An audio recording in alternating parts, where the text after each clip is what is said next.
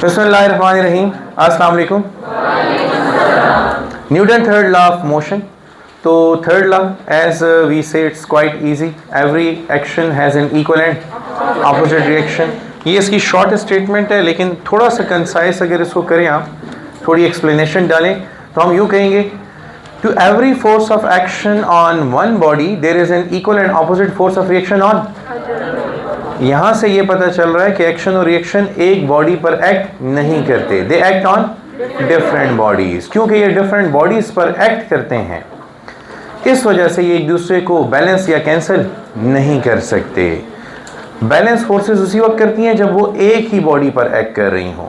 जैसे इस एक ही मार्कर के ऊपर इस वक्त दो फोर्सेस एक्ट कर रही हैं। एक है वेट W जो इसे डाउनवर्ड ले जाना चाहता है, और एक मेरी अप्लाइड फोर्स है अपवर्ड जो इसे ऊपर ले जाना चाहती है। क्योंकि दोनों इक्वल एंड अपोजिट है, इसलिए वो एक दूसरे के इफेक्ट को कैंसिल। तो एक बॉडी पर दो फोर्सेस अगर इक्वल एंड अपोजिट डायरेक्शन में एक्ट करें तो एक दूसरे के इफेक्ट को कैंसिल करेंगी। जबकि Newton third law involve two bodies. For every force of action on one body, there is an equal and opposite force of reaction on another body. अब third law gives the nature of force. What is the nature? That forces exist in pair. मैं जब भी ये पढ़ाता हूँ तो ये मुझे सूरह यासीन की एक बड़ी ज़बरदस्त आयत की तरफ ले जाता है।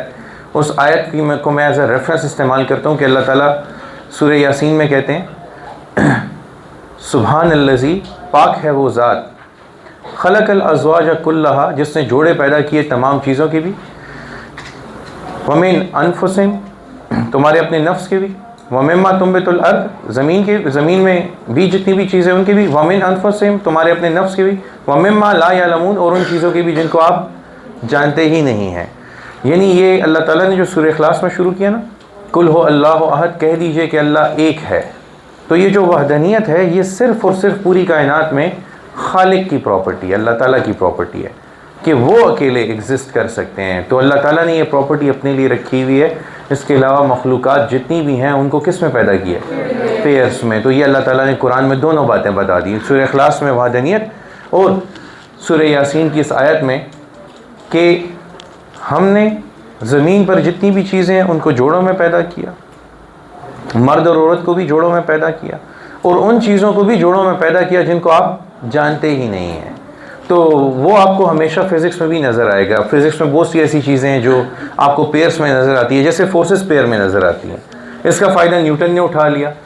मैक्सवेल ने सिमेट्री का इस्तेमाल किया और उसने कहा कि देखो, अगर changing magnetic field electric field को पैदा करती है तो फिर सिमेट्री चेंजिंग इलेक्ट्रिक फील्ड भी मैग्नेटिक फील्ड को पैदा करेगी। जहाँ से बना ampere Maxwell law.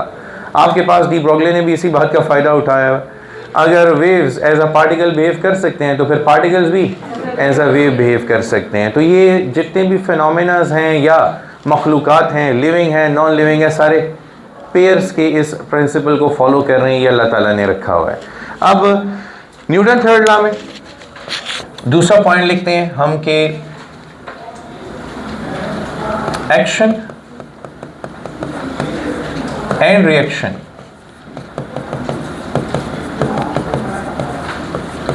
can never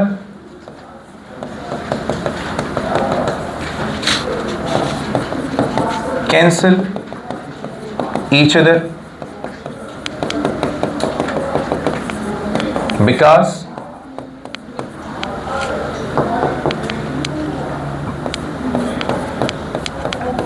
they act on different bodies.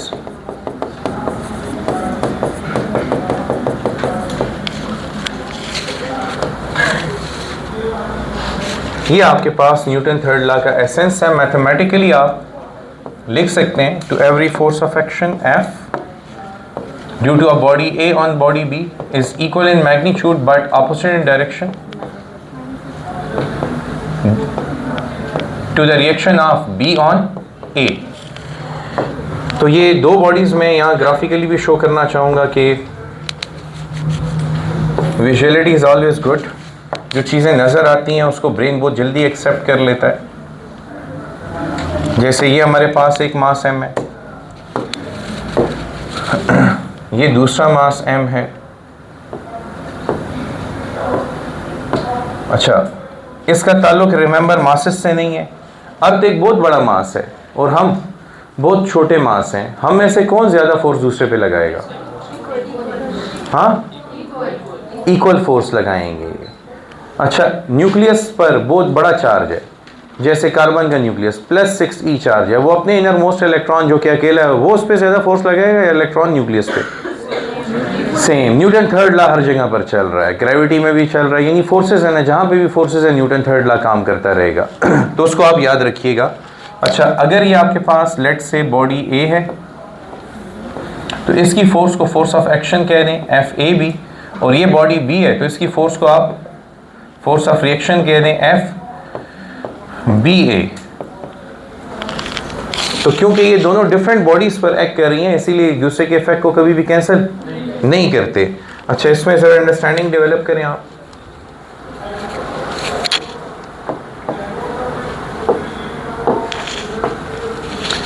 ये एक सर्कल है,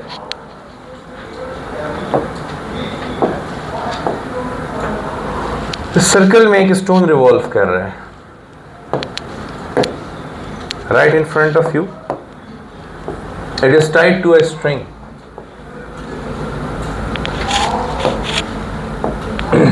Which force compels the stone to move in a circular path? Centripetal force compels the stone to move in a circular path. यहाँ पे centripetal force का role tension in the string अदा कर रही है। ठीक है, ये बताइए कि सेंट्रीफ्यूगल फोर्स की डायरेक्शन क्या है? Away from the centre. किस पर लग रही है सेंट्रीफ्यूगल फोर्स? स्टोन पर। सेंट्रीपिटल फोर्स भी स्टोन पर लग रही है और सेंट्रीफ्यूगल फोर्स भी स्टोन पर लग रही है। Both are equal in magnitude, opposite in direction, तो दोनों एक दूसरे के इफेक्ट को फिर कैंसिल क्यों नहीं कर देते? आपका जवाब गलत है। मैंने अभी समझाया कि एक्शन रिएक्शन कभी भी एक बॉडी पर एक्ट नहीं करते। एक्शन अगर हो चुका है स्टोन पर, सेंट्रीफ्यूगल फोर्स लग चुकी है, तो अब उसी बॉडी पे सेंट्रीफ्यूगल फोर्स तो लग नहीं सकती। सेंट्रीफ्यूगल फोर्स कहाँ गई? पे हाथ पे लग रही है। यही रस्सी जब आप हाथ में पकड़ के सर्कुलर पाथ में घुमाते हो स्टोन को, तो पुल आपको अपनी फिंगर्स पे महसूस होता है। तो centrifugal force acts on the source of centripetal force. वो सोर्स हमारा हाथ था उस वक्त कि हम उसको कंपेल कर रहे थे कि आप सर्कुलर पाथ में मूव करो। तो इसलिए ये बात याद रखा करें कि these two forces do not act on the same object. अब न्यूटन सेकेंड लॉ और थर्ड लॉ से एसोसिएटेड कुछ क्वेश्चंस अटेम्प्ट करते हैं। एक तो मैं यहाँ पे कनेक्टेड बॉडीज के लिए अटेम्प्ट कर लेता हूँ।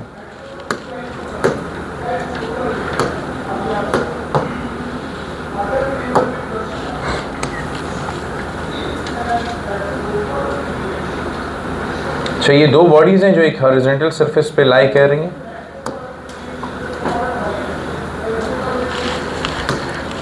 इसका मास है 4 kg, इसका मास है 6 kg। इन दोनों बॉडीज पर जो सिंगल फोर्स एक्ट कर रही है उसका मैग्नीट्यूड है 10 न्यूटन। अगर इस बॉडी का मास है m1, इस बॉडी का मास है m2, तो इसके ऊपर फोर्स लग रही है F1 और इस पे फोर्स लग रही है F2। We need to find the magnitudes of F1 and F2। F1 F2 का मैग्नीट्यूड आपने बताना है कि इसके ऊपर कितनी फोर्स एक्ट कर रही है। अच्छा, F1 किसके बराबर होगा? F1 is m1 into a। F2 किसके बराबर होगा? m2 into a। क्योंकि दोनों बॉडीज कनेक्टेड है, दोनों पे सेम फोर्स लग रही है, तो दोनों में एक्सेलरेशन भी सेम होगी। दोनों बॉडीज कनेक्टेड है ना, तो जब आप पुश करेंगे तो दोनों में सेम अमाउंट ऑफ एक्सेलरेशन पैदा होगी। तो वो एक्सेलरेशन अगर मुझे पता हो तो मैं दोनों पे लगने वाली इफेक्टिव फोर्स बहुत इजीली कैलकुलेट कर सकता हूँ। ये एक्सेलरेशन किसके बराबर होगी? F by not m, m1 plus m2। This acceleration is net force divided by net mass. Net force कितनी है? 10, और नेट मास 4 + 6 वो भी 10। रिजल्ट क्या आएगा? 1। तो अब m1 किसके बराबर है? 4। Acceleration is 1, the result is 4 Newton. m2 किसके बराबर है? 6 multiply with 1, the result is 6 Newton. अब अगर ये फोर्स इससे ज्यादा होती तो फिर ये रिजल्ट भी इससे ज्यादा। फॉर एग्जांपल ये फोर्स 20 होती तो ये 8 हो जाता और ये 12 हो जाता। समझ आई कि नहीं आई? सो हाँ, डबल हो जाती। इस क्वेश्चन से हमें क्लियरली पता चल रहा है कि अगर एक्सेलरेशन सेम हो तो फिर फोर्सेस की रेशो मासेस की रेशो के बराबर होगी। ये मैंने कल पढ़ाया था, आज उसका MCQ करवा रहा हूँ। ये बात याद आती है? आप देखें ना, हमने एक्सेलरेशन कैलकुलेट की है। Acceleration is net force divided by net mass. Net force कितनी है? 10 न्यूटन। नेट मास m1 + m2 4 + 6 10, इसलिए हमने एक्सेलरेशन जो है वो 1 ली है। पहले मैंने कैलकुलेट किया है। अब देखें यहाँ पे अगर a कांस्टेंट है तो हमारे पास इक्वेशन क्या थी? F = ma। तो फिर फोर्स किस पे डिपेंड करती थी? मास पे। इस वजह से हमने कहा था कि फोर्सेस की रेशो किसके बराबर होगी? मासेस की रेशो के बराबर होगी, रिस्पेक्टिव मासेस के। अब आप चेक करें, फोर्सेस की रेशो F1/F2 किसके बराबर होगा? 4/6 होगा कि नहीं? और मासेस की रेशो भी M1/M2 4/6 यानी कि 2/3 होगा कि नहीं होगा? तो ये आपके पास एक प्रैक्टिकल एग्जांपल है रिगार्डिंग दिस सिचुएशन कि जब दो बॉडीज में एक्सेलरेशन सेम हो तो फिर जिस बॉडी का मास कम होगा उस पर फोर्स भी कम लगेगी, जिस बॉडी का मास ज्यादा होगा उस पर फोर्स भी ज्यादा लगेगी। ठीक है, नेक्स्ट क्वेश्चन को देखते हैं। फर्ज कीजिए कि ये एक एस्ट्रोनॉट है जो आउटर स्पेस में है। आउटर स्पेस में मतलब इसके ऊपर कोई भी ग्रेविटी एक्ट नहीं कर रही। ये एक बहुत बड़े स्टोन को पुश करता है। अब एस्ट्रोनॉट का मास m1 100 kg है और जिस स्टोन को ये पुश करता है उस स्टोन का मास 400 kg है। जो फोर्स इसने अप्लाई की स्टोन पर दैट इज 100 न्यूटन। हमें यह बताना है कि what is the acceleration produced in astronaut. Well A stands for astronaut. Astronaut में कितनी एक्सेलरेशन पैदा होगी ये कैलकुलेट करनी है। ट्राई करें इसे।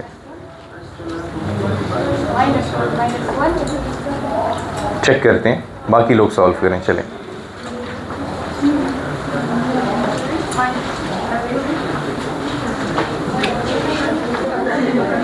ओके स्टूडेंट्स, बताइए क्या आंसर है? -1। Okay, let's see the answer. इसके अलावा कोई आंसर है? 0.2। Well done. ये किसने किया है? शाबाश बेटा, मुझे लग रहा था कि ये हरकत आपने ही की होगी। तो इधर देखें, देखिए इधर, the acceleration in the astronaut is equal to the force on the astronaut divided by mass of the astronaut. The force on the astronaut is -100 Newton. Why? हाँ, क्योंकि ये स्टोन पे फोर्स लगा रहे हैं तो स्टोन इस पर फोर्स लगाएगा which is equal in magnitude, but इसलिए नेगेटिव साइन आया। बाकी जो मास है उसका वो भी 100 kg है। तो एक्सेलरेशन का नया यूनिट क्या है? न्यूटन पर kg। इसको सॉल्व करें ना तो वही आता है, मीटर न्यूटन की जगह किलोग्राम मीटर पर सेकेंड स्क्वायर अपॉन नीचे किलोग्राम ही था, कट जाएंगे। बहरहाल हमारा एक्चुअल आंसर क्या है? यहाँ पे हमने इस बात का ख्याल रखा है कि हम न्यूटन सेकंड लॉ के साथ साथ थर्ड लॉ भी अप्लाई कर रहे हों। फोर्स ठीक लेनी थी इसमें। अच्छा, नेक्स्ट टॉपिक है हमारा लीनियर मोमेंटम।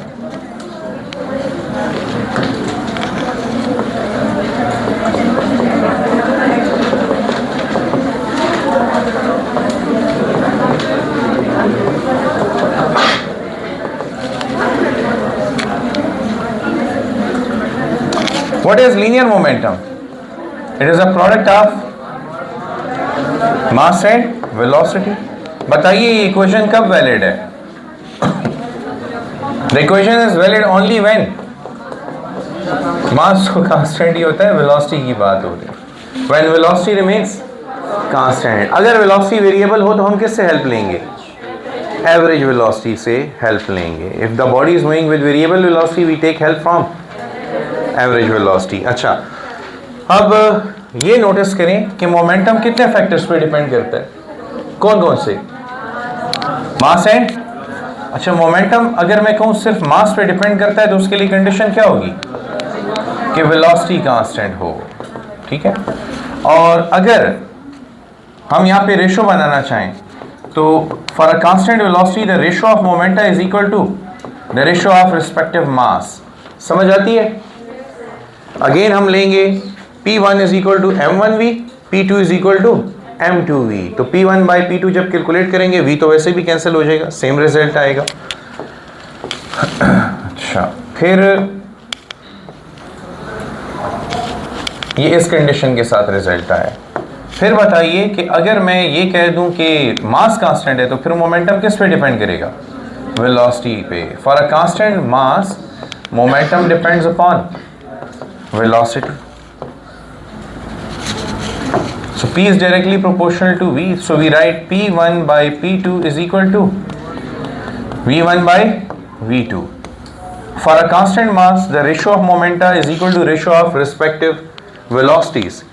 यहाँ पे ये गेम बड़ी मज़े से चेंज हो जाएगी एक रिलेशनशिप की बेस पे। वो क्या? The relation between momentum and kinetic energy.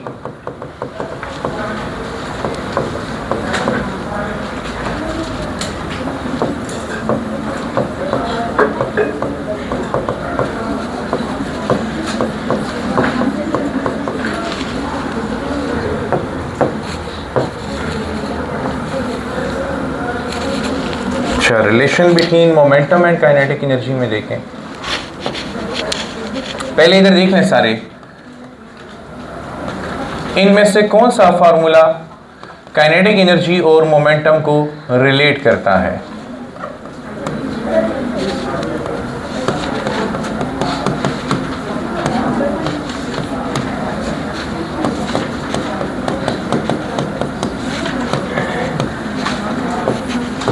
Ji, which of the following is correct equation for relation between kinetic energy and momentum?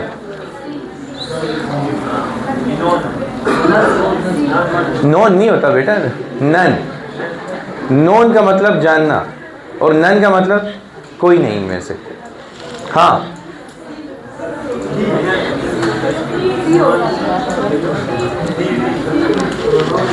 ये नोन कितने लोगों का आंसर है? कितने लोगों का? शाबाश। अच्छा, ये ऑप्शन ए कितने लोगों का आंसर है? यतीम है, किसी ने नहीं चूज किया इसे। ये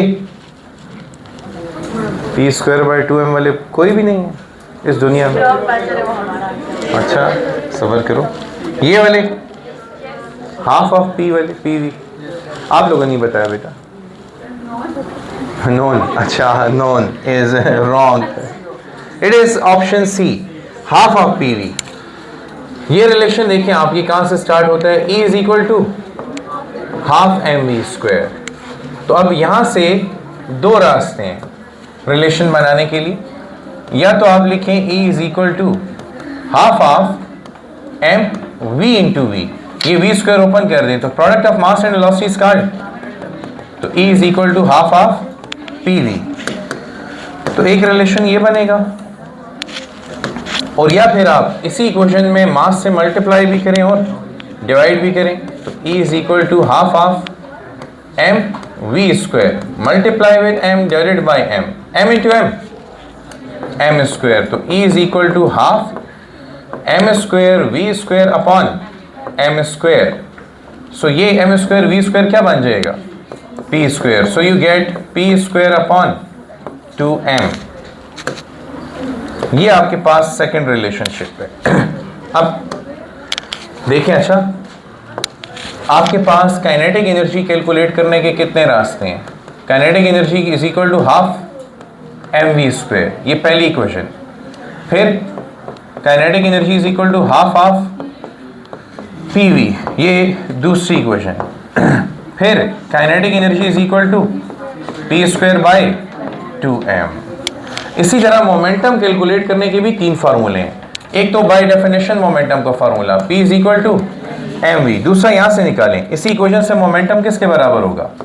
P is equal to square root 2me। Recently आप लोगों ने सेकेंड ईयर में चैप्टर 18 में भी ये फार्मूला यूज किया हुआ है। डी ब्रॉगली वेवलेंथ में यही फार्मूला यूज होता था। और फिर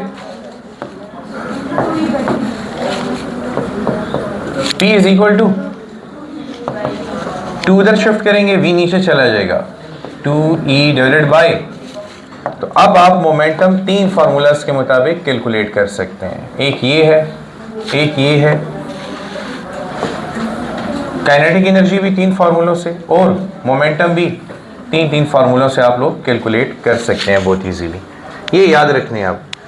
अब जरा इनकी आउटपुट्स देखें। अच्छा, इनके बड़े फेमस क्वेश्चन आए हुए हैं, नोटिस कीजिएगा। अब ये पूरा सेट मैं यहाँ पे लिखता हूँ। ये पहले आप 6 इक्वेशन सामने रखें, माइंड में हो के 6 इक्वेशन हैं, फिर इनके फॉर्मूले देखें। अच्छा, इधर देखें, अगर वेलोसिटी कांस्टेंट हो तो मोमेंटा की रेशो किसके बराबर होगी? P1 by P2 is equal to respective masses की रेशो की। Very good. लेकिन नोटिस करें यहाँ पर कि अगर काइनेटिक एनर्जी कांस्टेंट हो तो फिर मोमेंटा की रेशो किसके बराबर होगी?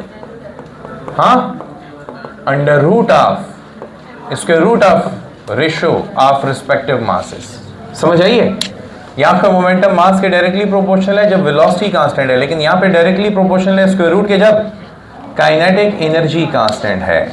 इसी तरह नोटिस करें यहाँ पर, बताइए कि एनर्जी और मास में क्या रिलेशन है, किन हालात में? तो जब वेलोसिटी कांस्टेंट हो तो फिर E1 बाई E2 किसके बराबर है? M1 बाई M2 के। लेकिन देखें यही काइनेटिक एनर्जी है, इधर देखें जरा, यही काइनेटिक एनर्जी है। मोमेंटम कांस्टेंट होने पर इसका मास के साथ क्या रिलेशन है? इनवर्स रिलेशन है। So E1 by E2 is equal to M2 by M1। कुछ समझ आए? अच्छा, यहां पे देखें, इसको साबित करें। देखें आप क्या कह रहे हैं, मोमेंटम सेम है, तो E1 की जगह क्या लिखेंगे? P square divided by 2M1। इसी तरह E2 के लिए क्या लिखेंगे? P square divided by 2M2। अब आपने मोमेंटम कांस्टेंट रखा है बाय डेफिनेशन, आपने कहा हुआ है। अब दोनों की रेशो निकालें।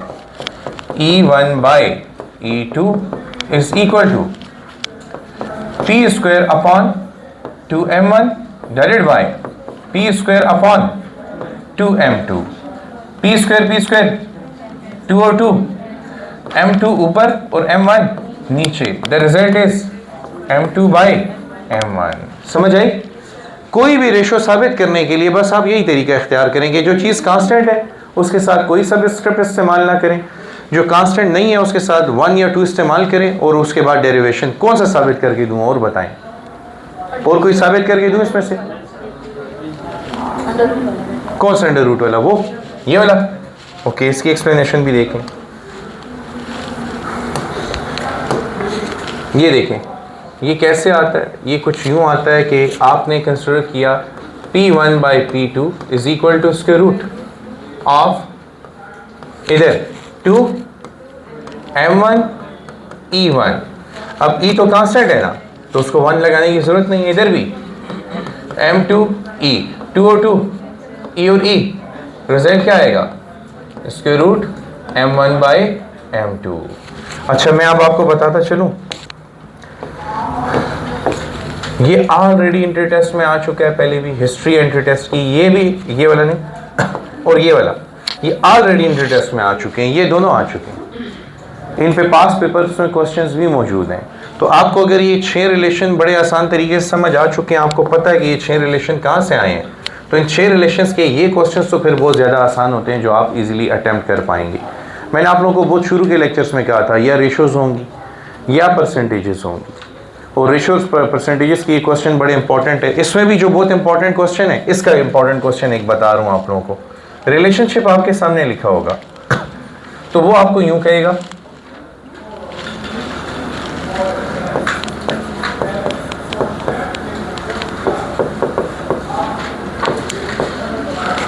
for a constant kinetic energy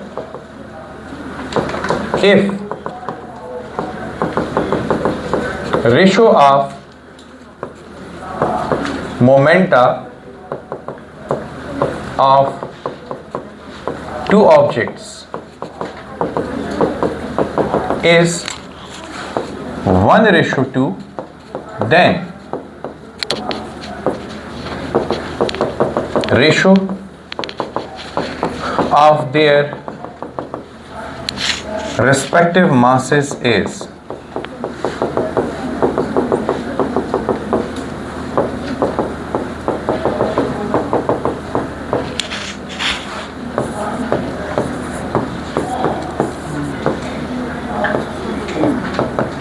one ratio 4, 1 ratio square root 2, 1 ratio 2, none.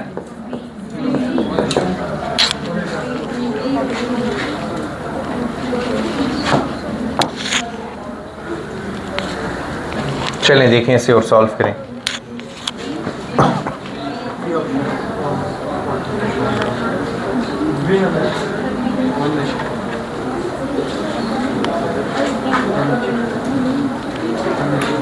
One ratio, चलें ऑप्शन ए वाले बच्चे कौन है? 1 ratio 4।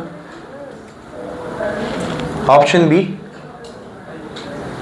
Option C, option D.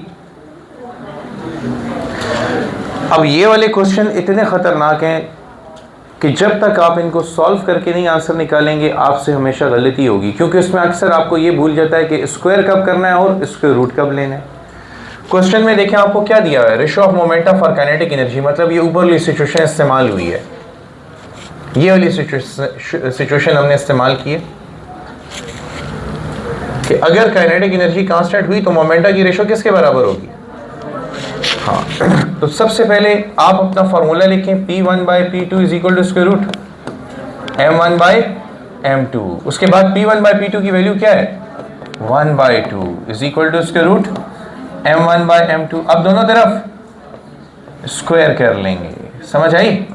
Square करेंगे तो ये कैंसिल हो जाएगा और रिजल्ट आएगा M1 by M2 is equal to 1 by 4। You made it right, well done. और ये मेजॉरिटी स्टूडेंट्स ने 1 रेशो स्क्वायर रूट 2 आंसर दिया है। एक बात अब मेरी याद रखें, फिजिक्स में गैस नहीं करेंगे और क्वेश्चन से जान नहीं छुड़ाएंगे। ये क्वेश्चन आपको आता था और गलत होने की वजह क्या हुई कि आपने उसका सॉल्यूशन नहीं लिखा, उसको तवज्जो नहीं दी, उसको लाइटली लिया और उससे आपको सरप्राइज़ कर दिया। फिज़िक्स के पेपर में भी बड़े आसान क्वेश्चन आएंगे बिल्कुल आसान होंगे, लेकिन अगर आपने तवज्जो से अटैम्प्ट ना किए तो इसी किस्म का सरप्राइज़ होगा। अब आप लोग खफा हो रहे हैं ना कि हमने किस तरह जल्दी से आंसर दिया। ये याद रखिए, मैं आपको बताऊँ मुझे पढ़ाते हुए कितने साल हो चुके हैं, 15 good years, it's a very long time. Still मैं भी अगर इसको इस जैसे क्वेश्चंस को सोल्यूशन के बगैर आंसर देने की कोशिश करूं, ये गलत हो जाते हैं। मैं अगर इनको सॉल्व ना करूं स्टेप वाइज जैसे मैंने यहाँ पे किया हुआ है और डायरेक्ट आंसर दूं, मुझसे भी गलत हो जाएगा। तो फिर तो आप अंदाज़ा रखें 15 साल में मैंने हज़ारों स्टूडेंट्स को पढ़ाया हुआ है, कितनी दफ़ा ये कोर्स टीच कर चुका हूँ। तो आप उस पार्टिकुलर डे पे, वो T20 है, उसमें आप रिस्क नहीं ले सकते कि आप उस दिन जाके एक्सपेरिमेंट्स कर रहे हो। जो चीज़ें यहाँ पे एग्जैक्टली बता रहा हूँ उसी तरह उनको फॉलो करें और उसी तरह आपने अप्लाई भी करना है। समझ आई? चलें जी बेटा, क्या मुझे क्या चाहिए? मासेस की रेशो चाहिए ना, मासेस के स्क्वायर रूट की रेशो तो नहीं चाहिए। इसीलिए मैंने स्क्वायर लिया ताकि मैं इस स्क्वायर रूट को कैंसिल करके मासेस की रेशो बता सकूं। बेटा आपको बुरा लगता है ना लिया करें, ठीक है? अच्छा, इसके बाद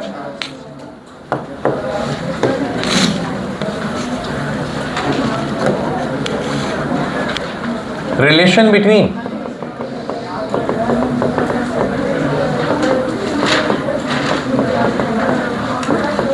force and change in momentum.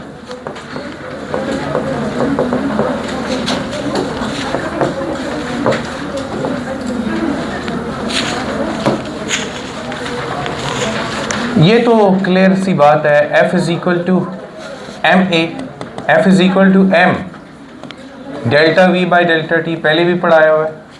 F is equal to delta divided by delta T, इस M को अंदर शिफ्ट करें, MV। बताइए MV क्या है? मोमेंटम। तो यहाँ पे रिजल्ट क्या आएगा? It is delta P divided by delta T। So tell me what is the inference? Force is the rate of change of linear momentum. Force is the time rate of change of linear momentum. This is Newton's second law in terms of change in momentum या in terms of momentum. अच्छा, ये linear motion के लिए, अगर ये rotational motion होता तो फिर फोर्स की जगह टॉर्क और लीनियर मोमेंटम की जगह एंगुलर मोमेंटम आ जाता। तो फिर आप लिखते torque is the rate of change of angular momentum. ये पैरेलल चल रहे होते हैं, जितने भी लॉज होते हैं वो लीनियर मोशन रोटेशनल मोशन के लिए बिल्कुल पैरेलल चल रहे होते हैं, ठीक है। अच्छा, यहाँ से मैंने कल आप लोगों को ऑलरेडी वो पढ़ा भी दिया था, इफ़ यू रिमेंबर। अगर टाइम इंटरवल कांस्टेंट है तो फिर फोर्स किस पे डिपेंड कर रही है? चेंज इन वेलोसिटी पे। और अगर चेंज इन वेलोसिटी कांस्टेंट है तो फोर्स किस पे डिपेंड कर रही है? टाइम इंटरवल पे। तो अगर मैं ऊपर वेलोसिटी कांस्टेंट करूं तो मोमेंटम भी कांस्टेंट होगा, फोर्स की वैल्यू डिपेंड करेगी, तो वो टाइम डिपेंडेंट फोर्स बन जाएगी। अच्छा, लेक्चर मैंने अपलोड कर लिया था, रात को काफ़ी लेट अपलोड हुआ, उसको आज आप जाके देख सकेंगे। कल मैंने आप लोगों को पढ़ा दी थी time dependent forces, velocity dependent and position dependent. फिर ये याद रखें कि फोर्सेस कांटेक्ट फोर्सेस भी होती हैं और नॉन कांटेक्ट भी। कांटेक्ट फोर्सेस जिनको एक्ट करने के लिए फिजिकल कांटेक्ट की ज़रूरत हो, जैसे यहाँ पे देखें इस सरफेस का नॉर्मल उसी वक्त एग्जिस्ट करेगा अपवर्ड जब इस पे एक वेट W एग्जिस्ट करे, तो ये कांटेक्ट फोर्स है। इसके अलावा फ्रिक्शन उसी वक्त एग्जिस्ट करेगा जब दो फोर्सेस फिजिकल कांटेक्ट में आएंगी। लेकिन action at a distance force यानी नॉन कांटेक्ट फोर्स, जैसे क्या सन और अर्थ के दरमियान कोई फिजिकल कांटेक्ट है? Electron in the shell and proton in the nucleus, कोई फिजिकल कांटेक्ट है? नहीं। तो ऐसी फोर्सेस नॉन कांटेक्ट फोर्सेस कहलाएंगी। अब पोजीशन डिपेंडेंट फोर्सेस हमेशा कंजर्वेटिव होंगी और वेलोसिटी डिपेंडेंट फोर्सेस हमेशा नॉन कंजर्वेटिव। पोजीशन डिपेंडेंट जैसे ग्रेविटी, इस फोर्स के खिलाफ वर्क डन करें तो ज़ाया नहीं होता, इसलिए इसको कंजर्वेटिव कहते हैं। क्यों? ये देखिए, ग्रेविटी के खिलाफ वर्क डन करके मैं इस पेन को ऊपर लेके गया तो ये वर्क डन कौन सी फॉर्म में स्टोर हुआ? पोटेंशियल एनर्जी की, इसीलिए इसको कंजर्वेटिव फोर्स कहते हैं। लेकिन फ्रैक्शन के अगेंस्ट वर्क डन करके अगर मैं यहाँ पे आऊँगा तो क्या वो स्टोर हुआ है? मुझे जाते हुए भी दोबारा वर्क डन करना पड़ेगा कि नहीं? मास स्प्रिंग सिस्टम तो नहीं है। मास स्प्रिंग सिस्टम में हम अगर स्प्रिंग को पुल करें, मास को पुल करें, स्प्रिंग में एक्सटेंशन पैदा होगी। हमने इलास्टिक रीस्टोरिंग फोर्स के खिलाफ वर्क डन किया और एनर्जी स्टोर हो गई। जैसे ही छोड़ा वापस गया। तो जब आपका वर्क डन स्टोर हो जाएगा in the form of potential energy, तो ये फोर्स कौन सी होगी? कंजर्वेटिव फोर्स होगी। और जब ये कंज्यूम हो जाएगा तो फिर नॉन कंजर्वेटिव। जैसे देखिए ना, मैं एक बॉल को रिलीज करता हूँ on the surface of the earth, ultimately rest पर आ जाएगा। क्यों रेस्ट पर आएगा? फ्रैक्शन की वजह से। तो यहाँ पे वर्क डन किसके बराबर है? चेंज इन काइनेटिक एनर्जी के बराबर है। जब work done change in potential energy के बराबर हो तो फोर्स कंजर्वेटिव है। जब वो चेंज इन काइनेटिक एनर्जी के बराबर हो तो फोर्स नॉन कंजर्वेटिव है। तो ये कैटेगरीज मैंने उस वीडियो में भी एक्सप्लेन की हुई है एग्जाम्पल्स के साथ सारी, उसे ज़रूर देखिएगा। अब इस रिलेशन के बाद हम चलते हैं आइसोलेटेड सिस्टम की तरफ।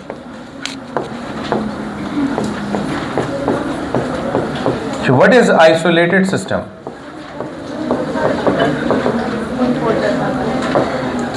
ऐसा सिस्टम जिस पर एक्सटर्नल फोर्स ना एक्ट कर रही हो। A system at which sum of all the external forces is 0 या sum of all the external torques is 0, तो ये सिस्टम आइसोलेटेड सिस्टम कहलाएगा।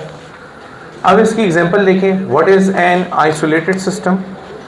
क्या हो सकती है एग्जांपल? थर्मोफ्लास्क। तो देखिए, आप वो थर्मोडायनेमिक्स में एग्जांपल देते हैं उसकी। देखिए, दो बॉल आ रहे हैं, एयर में टकरा रहे हैं, they make a very good isolated system. कैसे? जब दो बॉल एक दूसरे की तरफ आ रहे हैं तो उनको एयर रेजिस्टेंस भी अपोज कर रही है और ग्रेविटी भी नीचे पुल कर रही है, स्टिल वो आके टकरा जाते हैं। मतलब क्या है? इंटरनल फोर्सेस का मैग्नीट्यूड एक्सटर्नल के मुकाबले में कहीं ज़्यादा है। तो नतीजा ये हुआ कि वो अपनी फोर्सेस के इन्फ्लुएंस के अंडर काम कर रहे हैं, एक्सटर्नल फोर्सेस को खातिर में नहीं ला रहे। एक बॉम्ब जब एक्सप्लोड होता है उसके ऊपर एटमॉस्फेरिक प्रेशर होता है। एयर में एक्सप्लोड अगर हो रहा है तो उसके ऊपर ग्रेविटी भी एक्ट कर रही होती है, लेकिन जब वो एक्सप्लोड होता है तो उसके पार्टिकल सारे अपनी इंटरनल फोर्सेस के एक्शन में इन्फ्लुएंस में मूव करते हैं। तो ये भी आइसोलेटेड सिस्टम बन जाता है। बुलेट जब फायर होती है तो बुलेट को आगे जाने से रोकने के लिए बैरल के अंदर मिनिमम सा फ्रिक्शन भी है तो सही, और एयर रेजिस्टेंस भी है, इसके बावजूद बुलेट आगे जा रही है, गन पीछे आ रही है। They both also make an isolated system. अब जितने भी कंजर्वेशन लॉज है, ये याद रखिएगा कि all the conservation laws are defined for isolated system. वो शुरू ही यहाँ से होते हैं, for an isolated system the total linear momentum of the system remains constant, the total angular momentum of the system remains constant, the total mass of the system या energy of the system remains constant, the total charge of the system remains constant या total nucleon number of the system remains constant. आपकी text book में ये सारे laws मौजूद हैं, लेकिन इन सब के लिए रिक्वायरमेंट क्या है, कहाँ से शुरू होंगे, आइसोलेटेड सिस्टम से शुरू होंगे। तो हमारा जो नेक्स्ट टॉपिक है वो एग्जैक्टली यही है, law of conservation of linear momentum.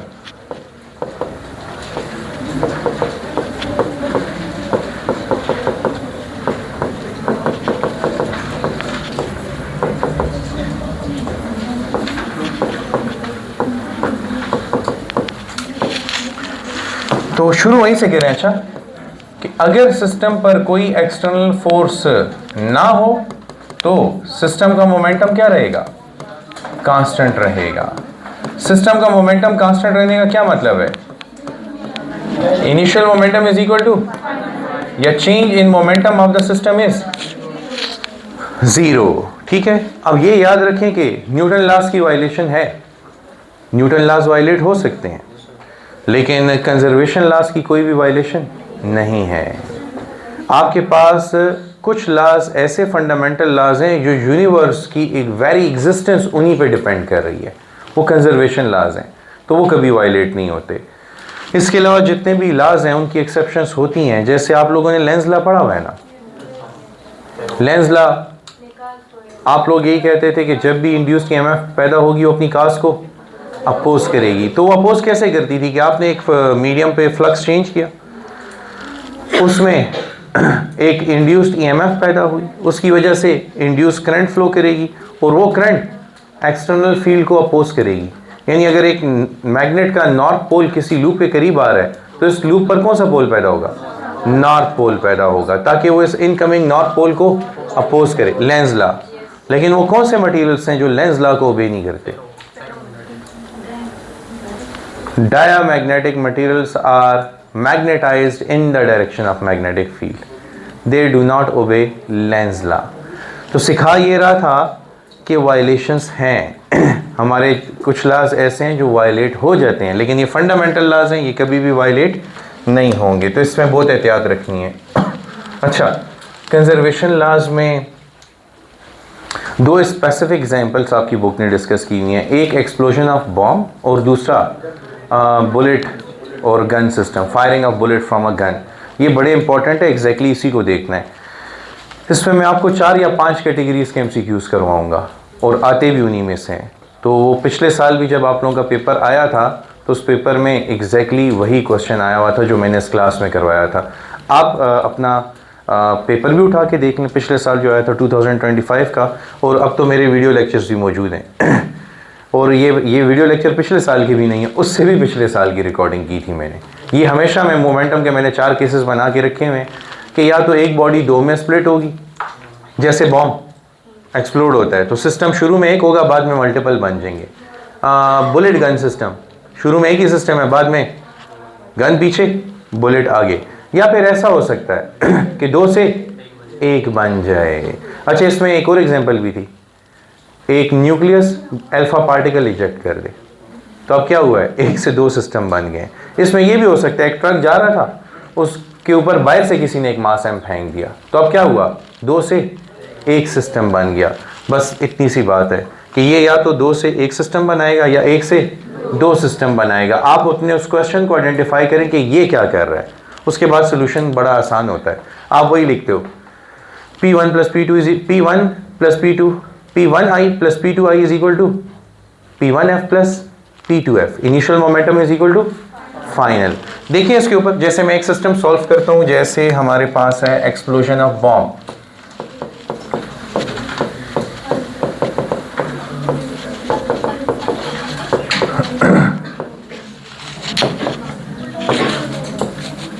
और ये देखें, अच्छा इसमें आपको जो ज़्यादा से ज़्यादा तंग कर सकता है ना, वो ये कर सकता है। अगर यहाँ पे आपके पास एक बॉम्ब है जिसका मास m है,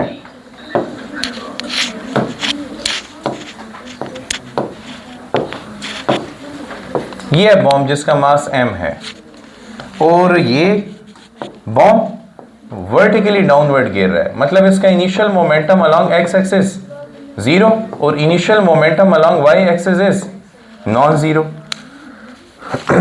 अब ये इसमें आपको तंग कैसे करेगा? वो यूं कर सकता है, आपको कहेगा कि ये दो अनइक्वल मासेस में स्प्लिट हो गया। फर्ज कीजिए एक मास ये और एक मास ये है, इसमें एक मास m1 ले लें, एक मास m2 ले लें, ठीक है, for the sake of understanding. अब होता ये किसी पॉइंट पर नीचे गिरते हुए दो अनइक्वल पार्ट्स में एक्सप्लोड हुआ, आपको कहेगा एक हिस्सा m/3 है जो वेलोसिटी लेट्स से 3 मीटर पर सेकंड से जा रहा है, और इसकी वेलोसिटी भी बता देगा, इसका मास पहले ही पता है कि m है। चलिए इसकी वेलोसिटी को u का नाम दे दे। तो बताइए ये दूसरा हिस्सा जिसका मास m2 है, ये कितनी वेलोसिटी v से जा रहा होगा? अब इसमें मसला क्या है, इससे वो दूसरा मास नहीं बताया हुआ। अगर मैं सोल्यूशन शुरू करूंगा तो मैं कैसे लिखूंगा? Initial momentum is equal to final momentum. अच्छा, इनिशियल मोमेंटम सारा बॉम्ब के पास है, ठीक है, तो हम लिख देंगे m u, इसका मास था m और वेलोसिटी थी u। अब फाइनल मोमेंटम का एक हिस्सा तो इस पीस के पास है, तो इसके बारे में आप क्या लिखेंगे? इसका मास है m/3 और इसकी वेलोसिटी है 3 यूनिट्स। फिर दूसरा हिस्सा, उसका मास है m2 और उसकी वेलोसिटी भी फाइंड करने को बताई हुई है। अब ने उसका मास बताया है और साथ उसकी वेलोसिटी भी मांग ली है। अब कैसे करेंगे? माइनस कर देंगे। आप law of conservation of mass apply कर दें कि इन दोनों का सम किसके बराबर है? m के। मतलब ये कि मैं लिख दूंगा ये कैपिटल M किसके बराबर है? m1 plus m2। मुझे किसका मास चाहिए? तो m2 किसके बराबर होगा? m minus m। तो m माइनस m/3 आएगा कि नहीं? तो m minus m/3 is 2m/3। इसकी एक बड़ी आसान सी लॉजिक डेवलप करके देता हूँ आप लोगों को मैं, क्योंकि ये जब भी मास की स्प्लिटिंग होती है ना, आप इसमें परेशान हो जाते हैं। कैसे होती है? या तो देखो दो इक्वल हाफ्स में स्प्लिट होगा, अगर एक हिस्सा m/2 है तो दूसरा हिस्सा भी, ऐसा हो सकता है कि नहीं? तो ये तो एक ऑप्शन तो ये है कि वो इक्वल मासेस में स्प्लिट करे इसे, एक चॉइस ये है। दूसरी चॉइस को रीड करें अब आप, अगर एक हिस्सा m/3 है तो दूसरा हिस्सा कितना होगा? 2m/3 होगा। अच्छा, मैं लिखता जाऊंगा और आप लोगों को पता भी चल जाएगा। अगर एक हिस्सा m/4 है तो दूसरा 3m/4 होगा। नोटिस कर रहे हैं? अगर एक हिस्सा m/5 है तो दूसरा, हाँ अब सबको समझ आया। अगर एक हिस्सा m/6 है तो दूसरा, हाँ जनरल फार्मूला समझ आ गया है ना? अगर इधर चलें जनरल फार्मूला बताएं, अगर इधर m/n है तो इधर क्या होगा? n-1 m/n। समझ आई कि नहीं आई? यानी जो कुछ भी यहाँ होगा वो वहाँ पे शिफ्ट कर दें और उसमें से एक माइनस कर दें। यहाँ पे क्या है? 3, तो m/3 लिख दें और 3 में से 1 माइनस करें। अच्छा, m/4 लिख दें, 4 में से 1 माइनस करें 3। तो जनरली इस तरह याद लिखें कि एक हिस्सा अगर ये है तो दूसरा क्या होगा? लाइक ये 1/3 है तो वो 2/3 होगा, ये 1/4 है तो वो 3/4 होगा, ये 1/5 है तो वो 4/5 m होगा। तो इसमें आपको बस ये पता लगाना है कि एक हिस्सा अगर ये है तो दूसरा हिस्सा कितना है। बस वो दूसरा हिस्सा देखिए हमें पता चल चुका है। वो दूसरा हिस्सा यहाँ पे पुट करें, वेलोसिटी आपके सामने आ जाएगी। तो एक कैटेगरी इसकी ये बन जाती है। अच्छा, दूसरी कैटेगरी जो है वो बेस्ड है किसके ऊपर? Firing of bullet from a gun.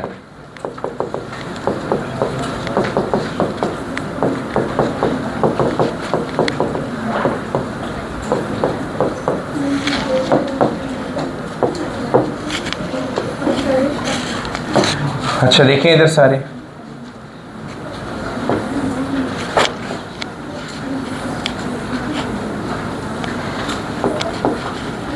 अगर इस बुलेट को देखा जाए तो इस गन को देखा जाए before firing the bullet the initial momentum is, according to conservation the final momentum must also be 0।